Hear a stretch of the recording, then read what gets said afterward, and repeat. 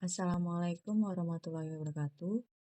Selamat siang untuk Pak Wisnu dan teman-teman semua. Hari ini saya Milenia Anissa akan melakukan presentasi untuk UAS Tata Kelola Perusahaan kelas EU 301 dengan tema penerapan GCG pada perusahaan waskita. Nama saya Milenia Anissa dengan nomor induk mahasiswa 202001011476. Daftar pembahasannya, bab 1, pendahuluan, 1 latar belakang, 2 sejarah, 3 tujuan, 4 manfaat. Bab 2 ada tinjauan pustaka, 1 pengertian, 2 literatur dan rujukannya. Bab 3 ada metodologi. Yang pertama, riset data dan survei data. Yang kedua, data perusahaan. Yang ketiga, perkembangan dan literatur data lainnya. Bab 4, analisa. 1 sejarah, 2 proses bisnisnya, 3 penerapan dan hasilnya. Bab 5, kesimpulan. 1 kesimpulan, 2 saran, 3 limitasi, 4 implikasi manajerial. Bab 1, pendahuluan. 1 latar belakang. PT Waskita Karya Persero Tbk secara konsisten dan penuh tanggung jawab telah menerapkan prinsip tata kelola perusahaan yang baik atau Good Corporate Governance atau GCG dalam melakukan pengelolaan perusahaan yang meliputi segala aspek kegiatan bisnis yang dijalankan. Bagi Waskita Karya, secara fundamental GCG telah menjadi budaya bagi seluruh insan baik berkelanjutan bagi seluruh insan perseroan dan berperan sebagai sistem serta pedoman praktis agar kegiatan usaha yang dijalankan dapat dikendalikan dengan baik. Berkelanjutan serta terhindar dari praktik-praktik yang dapat merugikan perusahaan maupun para pemangku kepentingan nilai-nilai yang terkandung di dalamnya, memberikan aturan main yang jelas bagi setiap perusahaan agar pengelolaannya dapat dengan mudah dipantau sehingga memberi ruang bagi pihak-pihak terkait untuk turut andil dalam menyalurkan hak-hak yang dimilikinya. Untuk itulah, Waskita Karya konsisten meningkatkan kualitas penerapan praktik-praktik terbaik atau best practice GCG di setiap aspek operasional dengan mengadaptasi nilai-nilai GCG untuk dituangkan ke dalam perangkat aturan maupun sebagai landasan pembentukan infrastruktur tata kelola. Pedoman penyusunan GCG yang merupakan bagian dari proses internalisasi juga didesain dengan memperhatikan hierarki aturan yang berlaku seperti ketentuan perundang-undangan maupun keputusan dan ketetapan Menteri BUMN sebagai lembaga yang menaungi perseroan. Yang kedua, sejarah. Sejarah PT Waskita Karya didirikan pada tanggal 1 Januari 1961. Waskita Karya adalah salah satu perusahaan negara terkemuka di Indonesia yang berperan besar dalam pembangunan negara. Berasal dari sebuah perusahaan Belanda, Volker Annemings Macapich and V. yang diambil alih berdasarkan keputusan pemerintah nomor 62 tahun 1961. PT Waskita Karya pada awalnya berpartisipasi dalam pengembangan terkait air termasuk reklamasi, pengerukan, pelabuhan, dan irigasi. Sejak 1973, status hukum Waskita Karya telah berubah menjadi Persero PT Waskita Karya dengan panggilan yang lebih akrab Waskita. Sejak saat itu perusahaan mulai mengembangkan bisnisnya sebagai kontraktor umum yang terlibat dalam berbagai kegiatan konstruksi yang lebih luas termasuk jalan raya, jembatan, pelabuhan, bandara, bangunan, pabrik,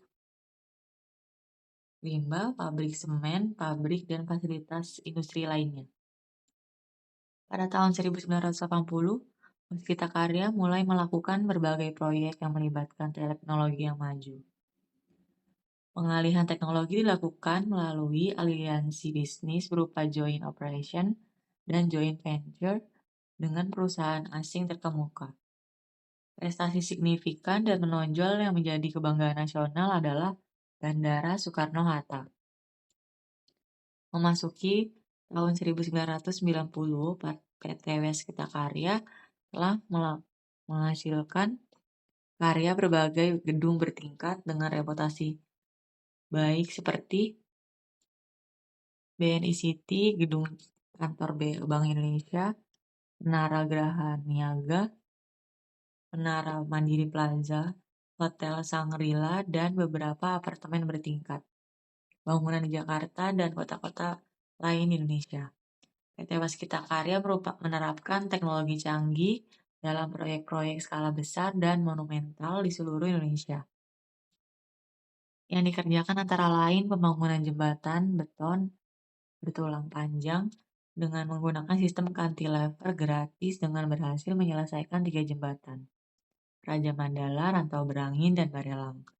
Dalam upaya untuk selalu mengutamakan kualitas, sebelum hal lain memungkinkan PT Waskita Karya memperoleh sertifikasi ISO 9002 tahun 1994 pada bulan November 1995 yang menjadi pengakuan internasional yang meyakinkan terhadap sistem manajemen mutu ISO yang diimplementasikan oleh perusahaan dan merupakan titik awal menuju era persaingan global. Pada bulan November 2009, Waskita telah berhasil memperbarui sistem manajemen mutu dan dapat memperoleh sertifikasi ISO 9001 pada tahun 2008. Hal ini menjadi indikasi kuat bagaimana perusahaan memahami dan selalu berusaha memenuhi kebutuhan spesifik pelanggannya. Sejak tahun 2006, perseroan telah mengembangkan segmen pasar yang pasarnya ke luar negeri dengan membuka kantor cabang di Dubai, Abu Dhabi, dan Jeddah, mengakuisisi dan melaksanakan beberapa proyek pembangunan tinggi di sana. PT Waskita Karya juga telah menerima lisensi dagang dari otoritas Dubai dan klarifikasinya telah dikenali dengan status kelas tak terbatas sehingga perusahaan dapat memberikan layanan konstruksi untuk membangun proyek bangunan bertingkat tinggi di negara ini dengan ketinggian yang tidak terbatas. Yang ketiga ada tujuan. Tujuan penerapan GCG di lingkungan perseroan yaitu 1. Mengendalikan dan mengarahkan hubungan antara perseroan dengan organnya yaitu pemegang saham, Board of Commissioners, Board of Directors, pegawai, pelanggan, mitra kerja, serta masyarakat dan lingkungan agar berjalan secara baik dan kepentingan semua pihak terpenuhi. Yang kedua, mendorong dan mendukung pengembangan perseroan. Yang ketiga, mengelola sumber daya secara lebih amanah. Yang keempat, mengelola risiko secara lebih baik. Yang kelima, meningkatkan pertanggungjawaban kepada seluruh pemangku kepentingan. Yang keenam, mencegah terjadinya penyimpangan dalam pengelolaan perusahaan perseroan. Yang ketujuh, memperbaiki budaya kerja di perseroan. Dan yang ke-8, meningkatkan citra perseroan. Yang ketiga, manfaat. Penerapan GCG bagi waskita memiliki tujuan untuk menciptakan aturan main yang jelas antara emiten atau perusahaan publik dengan pemangku kepentingan agar jalannya operasional perusahaan lebih bersifat transparan, akuntabel, dan dapat dipantau secara baik. Manfaat dan keuntungan GCG bagi perusahaan waskita. Pertama, menciptakan dan meningkatkan kemampuan kompetitif perusahaan. Yang kedua, memungkinkan kinerja perusahaan menjadi lebih efisien, serta mencegah terjadinya penyimpangan. Yang ketiga, melindungi kepentingan pemegang Keempat, meningkatkan penilaian terhadap perusahaan. Yang kelima, memastikan perusahaan patuh terhadap hukum dan peraturan yang berlaku. Yang keenam, mengurangi angka kemiskinan melalui peningkatan tanggung jawab sosial perusahaan. Bab 2, tinjauan pustaka. Yang pertama, pengertian. PT Waskita Karya Persero Tbk adalah sebuah badan usaha milik negara Indonesia yang bergerak di bidang konstruksi dalam menjalankan bisnisnya. Perusahaan ini memiliki 5 divisi, yakni Gedung, Infrastruktur 1, Infrastruktur 2, EPC, dan Luar Negeri. Untuk mendukung kegiatan bisnisnya, perusahaan ini juga memiliki 11 kantor cabang yang tersebar di seluruh Indonesia. 2. Literatur dan rujukannya. Prinsip penerapan GCG dalam mengembangkan struktur dan tata kelola perusahaan yang baik. Waskita Karya senantiasa memperhatikan prinsip-prinsip GCG yang sesuai dengan ketentuan dan peraturan-peraturan yang berlaku sebagai best practice. Salah satu dasar hukum yang diadopsi Waskita Karya dalam rangka mengimplementasikan GCG di lingkungan bisnis perseroan adalah Peraturan Menteri Negara BUMN Nomor Peraturan 9/MBU tahun 2012 tentang perubahan atas Peraturan Menteri Negara BUMN Nomor Peraturan 01/MBU 2011 tanggal 1 Agustus tahun 2011 tentang penerapan tata kelola yang baik pada BUMN yang menyebutkan bahwa BUMN wajib melaksanakan operasional perseroan dengan berpegang pada prinsip-prinsip GCG, yaitu transparansi, akuntabilitas, responsibilitas, independensi, dan kewajaran. Ketiga, metodologi. Yang pertama, riset data dan survei data. RUPS tahunan tahun buku 2017 diselenggarakan pada hari tanggal Jumat 6 April 2018, waktu 14.25 sampai dengan selesai. Tempat, Ruang Sebaraguna, lantai 11, Gedung Waskita, Jalan MT Haryono, Kavling nomor 10, Cawang, Jakarta Timur, 13.340. Agenda RUPS tahunan tahun buku 2017. Pertama, persetujuan laporan tahunan perseroan, laporan tugas pengawasan Dewan Komisaris tahun buku 2017, serta pengesahan laporan keuangan tahun buku 2017, dan pengesahan laporan tahunan, termasuk laporan keuangan program kemitraan dan bina lingkungan PKBL tahun buku 2017. Yang kedua, ada penetapan penggunaan laba bersih tahun buku 2017.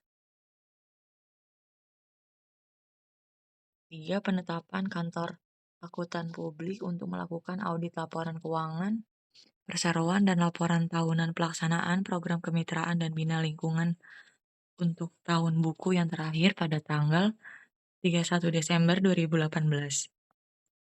Yang keempat, penetapan besarnya gaji direksi, honorarium, Dewan Komisaris, dan tantim bagi anggota direksi dan anggota Dewan Komisaris Perseroan. Yang kelima, persetujuan pelimpahan kewenangan kepada Dewan Komisaris untuk melakukan peningkatan modal ditempatkan dan disetor penuh dalam rangka program OPSL kepemilikan saham untuk manajemen dan karyawan atau Management and Employee Stock Option Plan atau MESOP. 6. Persetujuan penjaminan lebih dari 50% dari kekayaan bersih perseroan saat ini dan yang akan datang, dalam rangka mendapatkan fasilitas yang akan diterima oleh perseroan dari lembaga keuangan bank, lembaga keuangan bukan bank, dan masyarakat, melalui efek selain efek bersifat ekuitas melalui penawaran umum. 7. Persetujuan pengukuhan peraturan Menteri BUMN yang ke-8, laporan penggunaan dana hasil right issue dan dana hasil obligasi. 9. Persetujuan perubahan anggaran dasar perseroan. 10. Persetujuan perubahan susunan pengurus perseroan. Yang kedua ada data perusahaan, struktur GCG perusahaan waskita. Ada pemegang saham dan rapat umum pemegang usaha atau RUPS, Dewan Komisaris, Direksi, Komite Audit, Audit Internal, Sekretaris Perusahaan, dan Manajemen Resiko. Yang terakhir ada audit eksternal atau independen. Struktur tata kelola perusahaan perseroan mengacu pada Undang-Undang Nomor 40 Tahun 2007 tentang perseroan terbatas, di mana organ perusahaan terdiri dari 3 unsur, yaitu pemegang saham melalui rapat umum pemegang saham atau RPS sebagai forum pengambilan tertinggi bagi pemegang saham, Dewan Komisaris sebagai pengawas jalannya pengelola perusahaan, dan direksi sebagai pengelola perusahaan. Organ perseroan menjalankan fungsinya berdasarkan prinsip bahwa masing-masing organ memiliki independensi dan menjalankan tugas, fungsi, dan tanggung jawabnya semata-mata untuk kepentingan perseroan. Dalam kegiatan operasional, Dewan Komisaris dan Direksi membentuk suborgan perseroan untuk membantu kelancaran operasional serta memberi masukan yang diperlukan perseroan. Pembentukan suborgan ini dilakukan sebagai bagian dari pembagian wewenang yang jelas dalam menerapkan prinsip-prinsip dasar GCG secara efektif. Dewan Komisaris telah memiliki komite audit untuk memberdayakan fungsi kepengawasan Dewan Komisaris, membantu Dewan Komisaris dalam menjalankan tugas dan kewajibannya, serta merumuskan kebijakan Dewan Komisaris sesuai ruang lingkup tugasnya.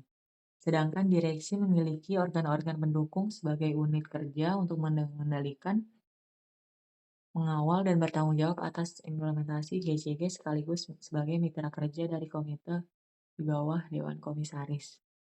Unit kerja yang bertanggung jawab langsung kepada direktur utama tersebut adalah yang pertama sekretaris perusahaan, yang kedua manajemen risiko, yang ketiga satuan pengawasan intern atau SPI.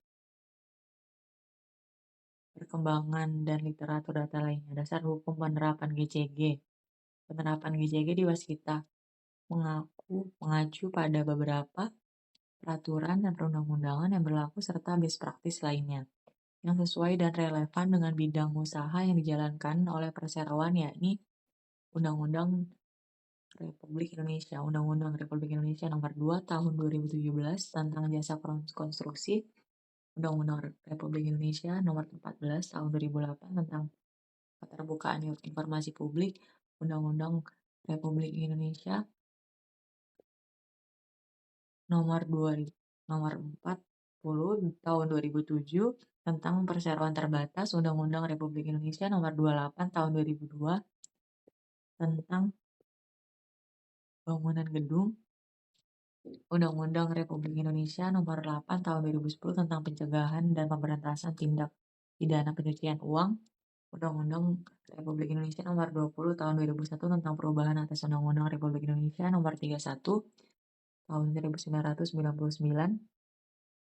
tentang pemberantasan tindak korupsi, Undang-Undang Republik Indonesia Nomor 8 Tahun 1995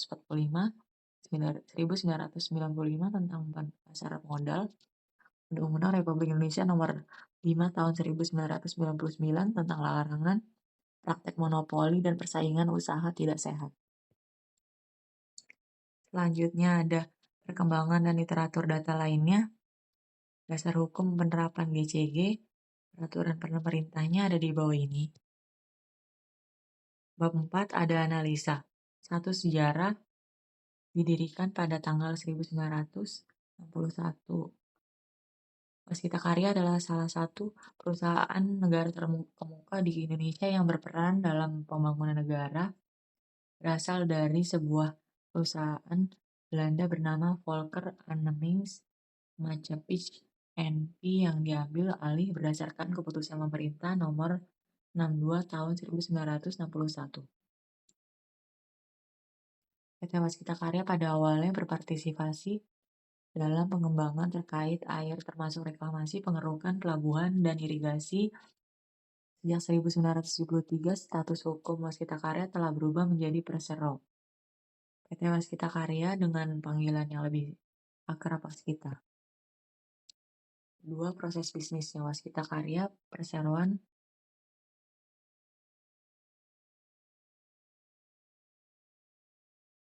Perseroan kini memegang posisi solid dalam mendapatkan proyek-proyek infrastruktur besar yang direncanakan oleh pemerintah.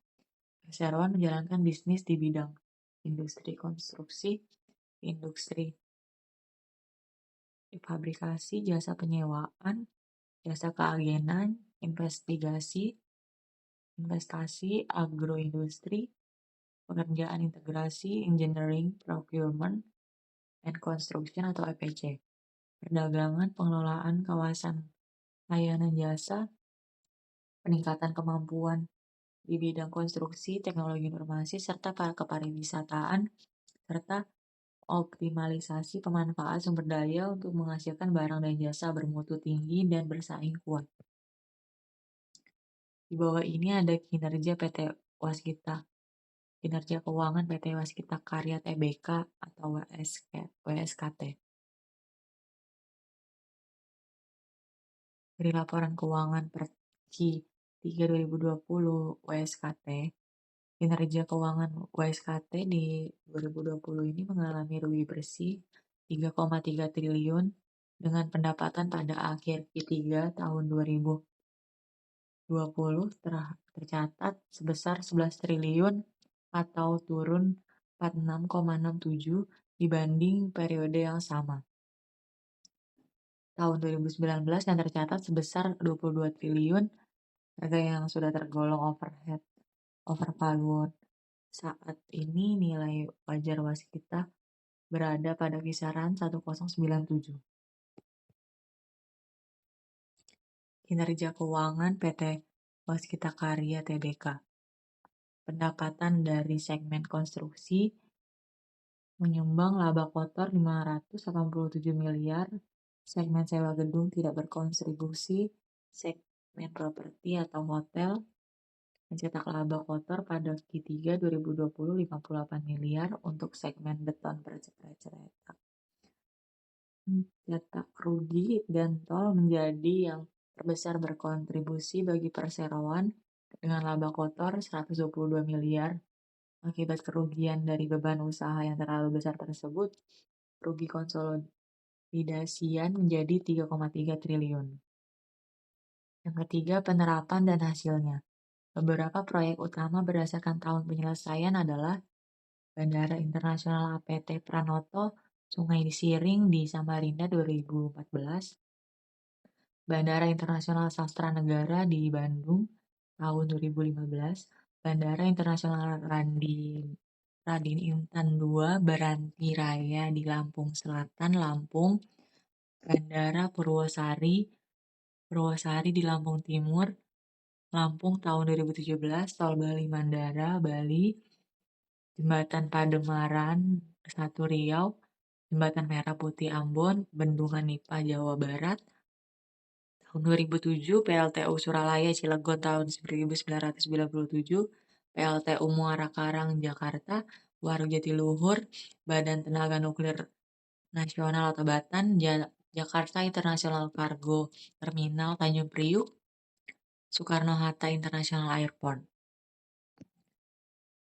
Selanjutnya ada Tol Bogor, Ciawi Sukabumi, Bocimi, Tol Pasuruan Probolinggo, Tol Bekasi Cawang Kampung Melayu atau Becakayu, Tol Layang Elevated Jakarta Cikampek atau Jalan Layang Syekh Muhammad bin Zayed, Tol Salatiga Kartasura, Tol Bocimi, Bogor Cianjur Sukabumi, Tol Serpong Cinereh, Tol Depok Antasari atau Desari, Tol Cimanggis sampai Cibitung, Tol Cibitung sampai Cilincing.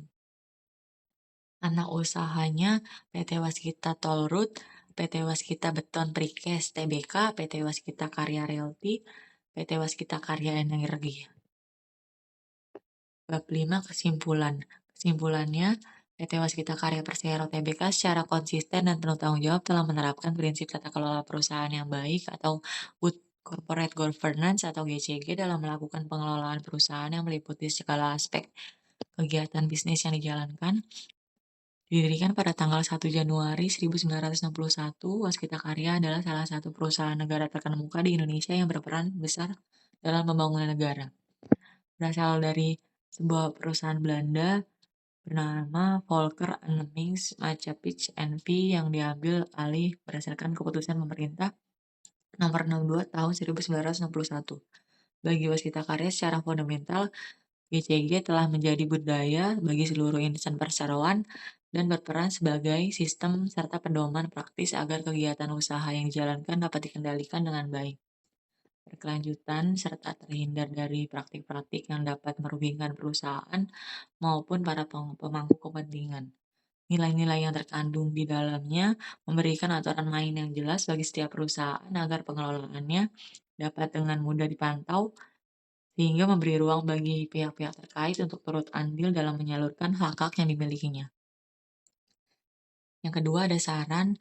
Saran dari saya sebagai penulis, pelaksanaan waskita menjalankan komitmen pencegahan korupsi diantaranya melalui penandatanganan pernyataan kepatuhan terhadap pedoman perilaku atau Code of Conduct oleh seluruh insan perseroan yang terwujud dalam fakta integritas harus selalu dijaga dan dijunjung tinggi. Keberadaan fakta integritas tersebut merupakan bentuk komitmen dari seluruh insan perseroan mencakup Board of Commissioner, Board of Director, komites, pegawai, ataupun pihak lain yang bekerja di lingkungan perseroan untuk mematuhi pedoman perilaku atau Code of Conduct perseroan. Perseroan mengembangkan dan menjalankan kebijakan anti korupsi sebagai bagian dari keseluruhan pemenuhan aspek kepatuhan terhadap peraturan atau undang-undang. Di samping memenuhi standar etika usaha yang berlaku. Yang ketiga ada limitasi. Limitasi atau keterbatasan dalam penelitian ini terdapat pada responden penelitian. Peneliti menyadari dalam suatu penelitian memiliki banyak kendala. Salah satu faktor yang menjadi kendala dalam penelitian ini adalah responden penelitian. Akibat pandemi COVID-19, perusahaan harus melakukan pengurangan karyawan. Hal ini mengakibatkan berkurangnya karyawan yang bekerja di perusahaan, sehingga berpengaruh terhadap berkurangnya sampel penelitian perusahaan Waskita Karya ini. Yang keempat, implikasi manajerial. Solusi untuk manajerial perusahaan Waskita adalah perseroan menjalankan komitmen untuk menghindarkan setiap insan waskita dari potensi benturan kepentingan dalam seluruh aktivitas operasional. Hal tersebut telah diatur dalam kebijakan benturan kepentingan yang secara garis besar telah mengatur pelaksanaan kerja pegawai khususnya terkait interaksi langsung dengan para mitra kerja, vendor, dan supplier. Penerapan kebijakan benturan kepentingan secara efektif diharapkan mampu mendorong tiap-tiap pegawai untuk dapat menghindari potensi benturan kepentingan yang dapat mempengaruhi objektivitas dalam pengambilan keputusan hingga menimbulkan dampak kerugian tertentu, khususnya bagi perseroan. Ini daftar pusakanya dan super web. Terima kasih atas perhatiannya, kurang lebihnya mohon maaf. Maaf bila ada salah-salah ucap dan perkataan. Selamat siang untuk Pak Wisnu Budi Prasetyo MM dan teman-teman semua. Saya Milenia Anissa dengan nomor induk mahasiswa 20200101476 mengucapkan terima kasih atas perhatiannya. Wassalamualaikum warahmatullahi wabarakatuh.